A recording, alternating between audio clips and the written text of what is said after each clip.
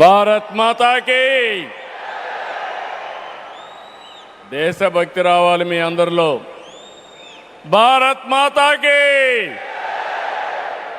భారత్ మాతాకి, తెలుగు తల్లికి, తెలుగు తల్లికి అందరికీ నమస్కారం.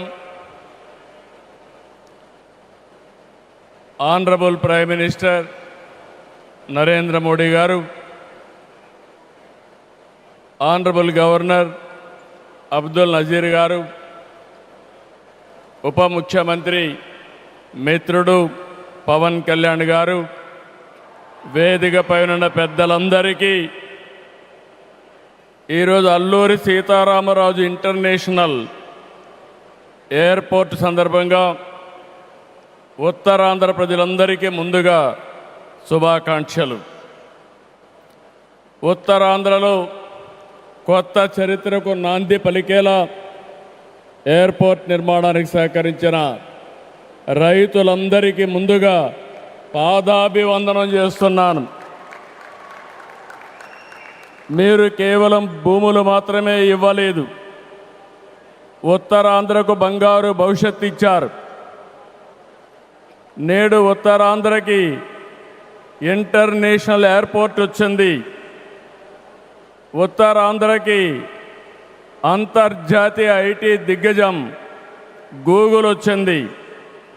ఉత్తరాంధ్రకి ప్రపంచ స్థాయి స్టీల్ కంపెనీ ఆర్సీఆర్ మిత్తల్ వచ్చింది. ఇంకా ఎన్నెన్నో. ఇవన్నీ ఎలా వచ్చాయి? ఒక్కసారి మీరు ఆలోచించుకోవాల్సిన అవసరం ఉంది. 2 ఏళ్ల క్రితం విధ్వంసమైన రాష్ట్రం. ఆ రోజు నేను, పవన్ కళ్యాణ్ గారు, నరేంద్ర మోడీ గారి నాయకత్వంలో మీ అందరికీ ఒక హామీ ఇచ్చాం. రాష్ట్రాన్ని పునర్నిర్మాణం చేస్తామన్నాం, నిలబెట్టుకున్నాం. మోడీ గారి చేతుల మీదుగా ప్రారంభించుకున్న ఎయిర్పోర్టు ఉత్తరాంధ్రకు ఒక మణిహారం. నేను అందుకే పదే పదే చెప్తున్నాను, ఉత్తరాంధ్ర కళలకు రెక్కలొచ్చాయి. ఎర్ర బస్సు రాదన్నారు, ఎయిర్ బస్సు వచ్చింది. అవహేళన చేసిన వాళ్ళు అడ్రస్ లేకుండా పోయే పరిస్థితికి వచ్చారు. ఆ రోజు ఎన్నో ఈ ప్రాంత ఆశలని, ఆకాంక్షల్ని తక్కువ చేశారు, అడ్డుపడ్డారు. అన్ని అధిగమించాం. అద్భుతమైన ఎయిర్పోర్ట్ ఈరోజు నిర్మాణం అయిందంటే ఇది ఉత్తరాంధ్రకి గర్వ కారణమని మరొకసారి విజ్ఞప్తి చేస్తున్నాను. కొత్త ఎయిర్పోర్టు మన్యం వీరుడు అల్లూరి సీతారామరాజు పేరు పెట్టుకున్నాం. పేరు తలుచుకుంటేనే గుండె ఉప్పొంగుతుంది. గిరిజనులతో కలిసి ఆయన చేసిన స్వాతంత్ర పోరాటం దేశం ఎప్పటికీ మరిచిపోదు. ఉత్తరాంధ్ర శక్తికి నిదర్శనం ఈ ఎయిర్పోర్టు. ఎందుకంటే ఈ ఎయిర్పోర్ట్ నిర్మించింది ఎవరో కాదు, ఉత్తరాంధ్ర వాసి జిఎంఆర్, ఈ ప్రాంత వాసి. ఇంకొక పక్క దీనికి తొలుగు అడుగు వేసిన అశోక్ గజపతి రాజు ఇక్కడి వారే. ఏవియేషన్ మంత్రిగా నిర్మాణం పూర్తి చేసే బాధ్యత తీసుకున్న రామ్మోహన్ నాయుడుది కూడా ఉత్తరాంధ్రనే. ఇది ఉత్తరాంధ్ర సత్తా అని మరొక్కసారి మీ అందరికీ విజ్ఞప్తి చేస్తున్నాను.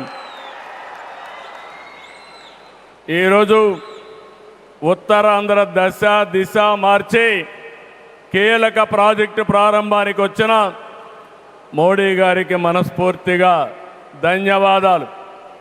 ఈరోజు మనందరం గుర్తుపెట్టుకోవాలి, వెంటిలేటర్ పైనున్న ఆంధ్రప్రదేశ్కి ఆక్సిజన్ ఇచ్చి ఈరోజు నిలబెట్టిన వ్యక్తి నరేంద్ర మోడీ గారు.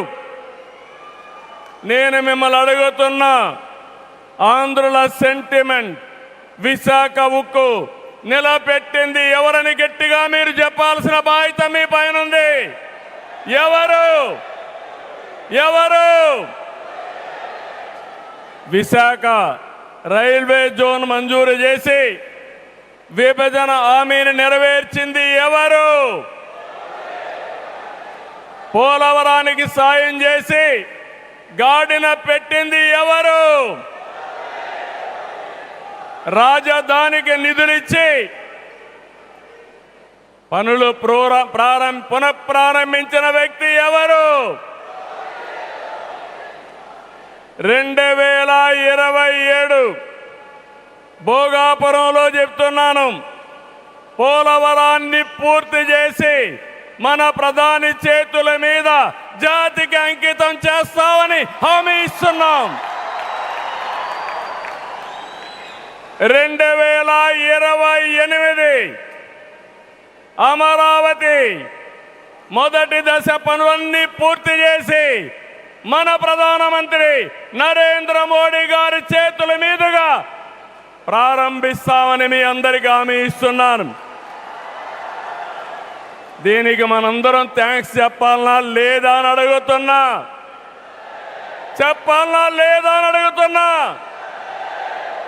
థ్యాంక్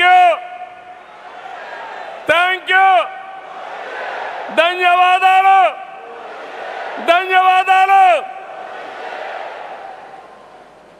ఏఎస్ఆర్ ఎయిర్పోర్టు 2703 ఎకరాలు, 5641 కోట్ల రూపాయలు అద్భుతంగా వచ్చింది.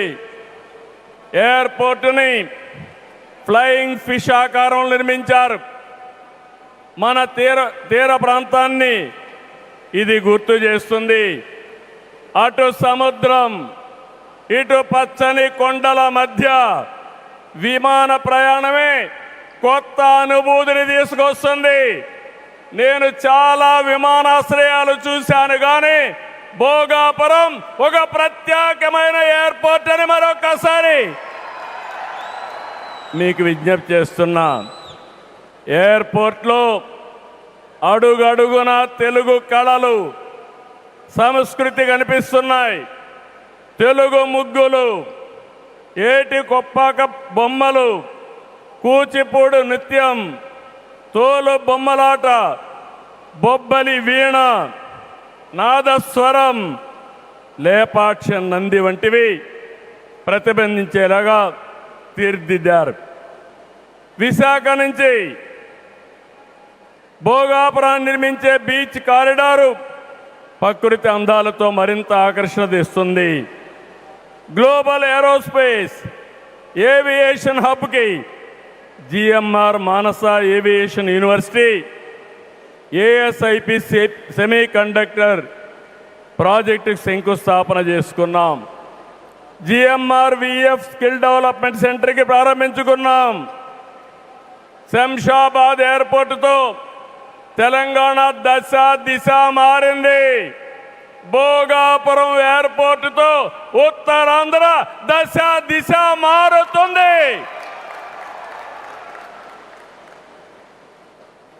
2015లో ఆనాడు ప్రధానమంత్రిగా ఉన్న నరేంద్ర మోడీ గారి నాయకత్వంలో ప్రకటన చేశాం. 19లో అనుమతులు తెచ్చి శంకుస్థాపన చేశాం. భోగాపురానికి నాడు కొబ్బరికాయ కొట్టింది మనమే, నేడు గుమ్మడికాయ కట్టింది మనమే. గుర్తుపెట్టుకోమని కోరుతున్నాను. ఈ 2 ఏళ్లలో ప్రధానమంత్రి గారి సహకారంతో ఉత్తరాంధ్రలో 189 ప్రాజెక్టులకు సంబంధించి 6,13,00,000 పెట్టుబడులు. ఇవి పూర్తయితే 5,57,000 మందికి ఉద్యోగాలు వస్తాయని మీ అందరికీ విజ్ఞప్తి చేస్తున్నా. ఉత్తరాంధ్రలో వచ్చే 3 ఏళ్లలో 2,784 కోట్లతో 8 ప్రధాన సాగునీటి ప్రాజెక్టులు పూర్తి చేస్తాం. ఇది కాకుండా 65 సంవత్సరాలుగా పెండింగ్ ఉన్న నేరేడు బ్యారేజీని కేంద్రం క్లియర్ చేశారు. దశాబ్దాల కలని నిజం చేస్తాం. ఈ నెల 14వ తేదీన గోదావరి నీటిని ఉత్తరాంధ్రకి ముఖ్యంగా అనకాపల్లికి తీసుకొచ్చే బాధ్యత ఎన్డీఏ ప్రభుత్వం తీసుకుంటాం. గోదావరి పోల వంశధారిని అనుసంధానం చేసే బాధ్యత తీసుకుంటాం. ఉత్తరాంధ్రలో టూరిజం, ఫార్మా, నేషనల్ హైవేలు, పోర్ట్లు, ఎయిర్పోర్ట్లు, railway connectivity, rare earth minerals, ప్రసిద్ధ పుణ్యక్షేత్రాలు, అరకు, పాడేరు, సుందర ప్రాంతాలు లేనిదంటూ లేదు. వీటితో ఉత్తరాంధ్ర నుంచి వలసలు పోరు. వేరే ప్రాంతాల్లో శ్రీకాకుళం కాలనీలు ఉండవు. వేరే ప్రాంతం నుంచి ఉత్తరాంధ్రకు వలసలు వచ్చే రోజు తొందరలోనే ఉందని మరొకసారి విజ్ఞప్తి చేస్తున్నాను. మిమ్మల్ని కోరేది ఒకటి, ప్రతి వ్యక్తికి అవసరమైన అవకాశాలు కల్పిస్తున్నాం. వాటిని అందిపుచ్చుకోండి. మీ జీవితాలకి మార్చుకుంటూనే సమాజం కోసం, ఈ ప్రాంతం కోసం పనిచేయాల్సిందిగా మిమ్మల్ని అందరినీ కోరుతున్నా. ఈ సందర్భంలో నేను ఒక్క విషయం మీ అందరికి గుర్తు చేయాలి. ఇప్పుడే పవన్ కళ్యాణ్ గారు కూడా ఆవేదన గుర్తు చేశారు. We are in inspiring time. PM Saab, Modi Saab, I am telling you with my heart. We are in inspiring time. The world has moved from IT to AI. The right knowledge is available. The right technology is maturing. But we need leaders to deliver. Democratic countries everywhere are facing crisis, searching for new leaders. We are fortunate, India is fortunate. There is a tested leadership. 25 years, Narendra Modi ji as Chief Minister and Prime Minister of India has done extraordinary work. నేను చెప్పింది వాస్తవం అయితే మోడీ గట్టిగా చెప్పాలి. Modi, Modiji.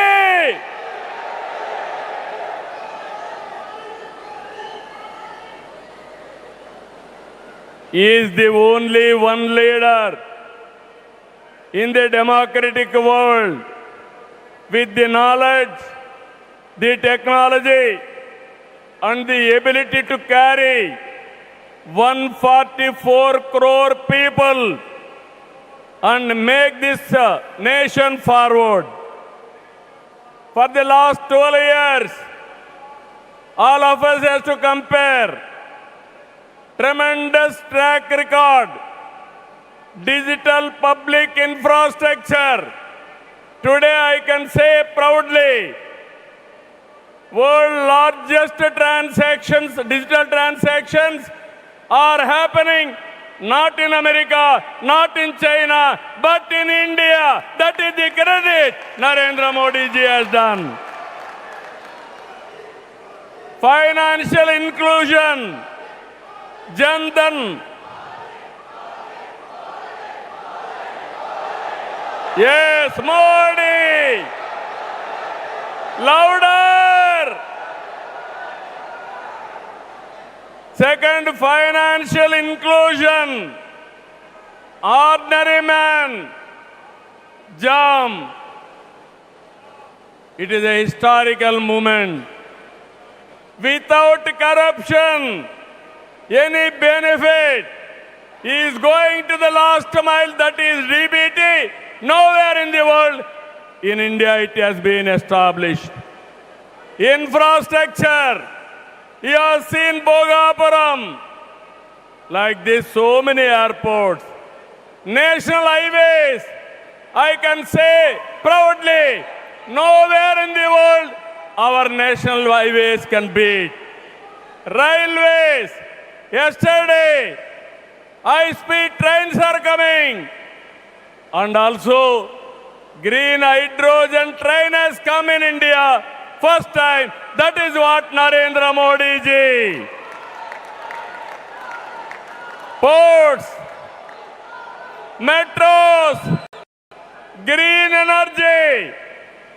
Nobody dreamt 500 gigawatts of green energy. Surya Ghar. And also, he promoted green energy like anything. GST is a breakthrough reform. Welfare, every poor person house, Ayushman Bharat, LPG, JJM, through JJM, every home he wanted to give tap water. GDP, wealth creation, from 11th place, he brought it to 4th place. That is the pride. National defense and also security. There is no Naxalism, no terrorism. Under his leadership, we are all safe. Foreign policy, one of the best foreign policy.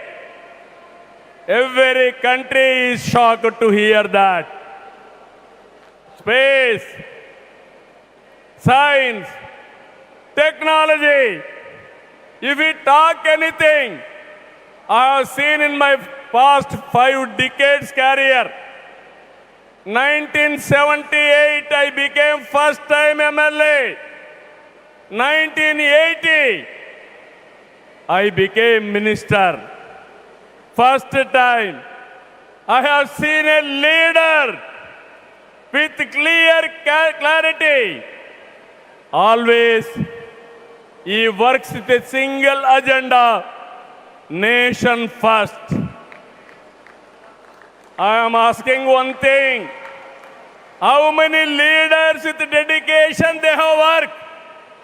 In my experience, only one leader, that is Narendra Modi, has done extremely good work.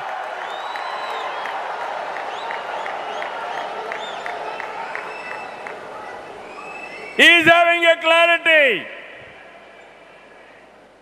Vikasit Bharat 2047. There are external factors.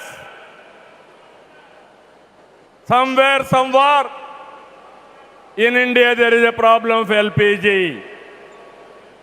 This year, environmental imbalance, rainfall deficiency. With all these things, he is able to manage very effectively with less suffering. He is the leader, I am telling you.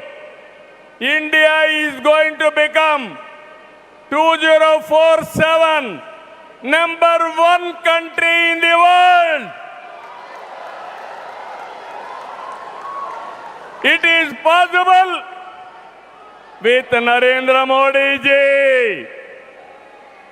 Always I am saying one thing.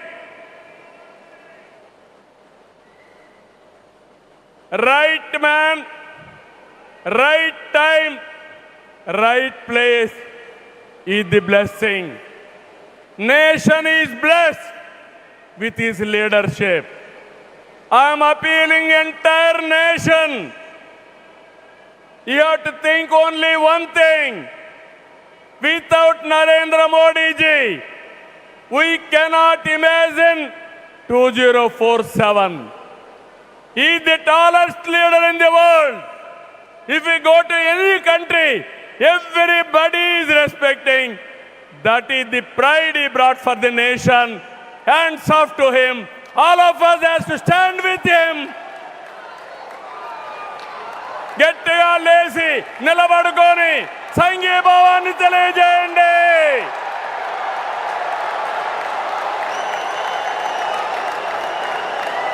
గట్టిగా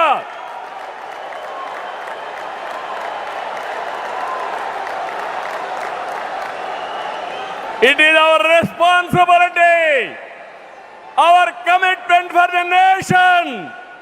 Nation first, persons next. So I am very happy. Entire nation has to understand the amount of development, the amount of respect India is commanding globally. Only one man is leading, one leader is leading. That leader is Narendra Modi ji. We have to protect his leadership. All of us have to talk about it. Those who are criticizing him, they have to understand what they have contributed for this nation. He has done for the last 25 years extraordinary work. So with this, భారతదేశాన్ని number 1గా నిలబెట్టే శక్తి నరేంద్ర మోడీ గారికి ఉంది. తెలుగు జాతి చరిత్ర సృష్టించే శక్తి మనకుంది. అల్లూరి సీతారామరావు స్ఫూర్తితో ఐక్యంగా అడుగేద్దాం. అటు కేంద్రం ఇటు రాష్ట్రం కలిసి ముందుకెళ్దాం. తెలుగు జాతిని నెంబర్ 1గా చేసుకోవాలని మరొక్కసారి మీ అందరికీ విజ్ఞప్తి చేస్తూ, ఉత్తరాంధ్ర మళ్ళీ చెప్తున్నా, ఇంక మీరు పేద అరుపులు అరవడానికి లేదు. ఉత్తరాంధ్ర ఉత్తమ ఆంధ్ర, నెంబర్ 1 ఆంధ్ర, నెంబర్ 1 ప్రపంచంలో దేశం రావాలి. విత్ దిస్ మరొకసారి మీ ఉత్సాహం చూశాను, మీ కమిట్మెంట్ చూశాను. ఇక్కడ ఎంతమంది ఉన్నారో ఎంతమంది బయటనున్నారు. ఈరోజే మన గిరిజన పిల్లలు దింసా డాన్స్ చేసి గిన్నీస్ రికార్డు తెప్పించారు, వరల్డ్ బుక్ ఆఫ్ రికార్డ్స్ తెప్పించారు. వాళ్ళందరినీ అభినందిస్తూ మనస్ఫూర్తిగా ఈ కార్యక్రమాన్ని జయప్రదం చేసిన మిమ్మల్ని అందరినీ అభినందిస్తూ ధన్యవాదాలు తెలియజేసుకుంటూ సెలవు తీసుకుంటున్నాను. జై భారత్, జై తెలుగు తల్లి, జై హింద్.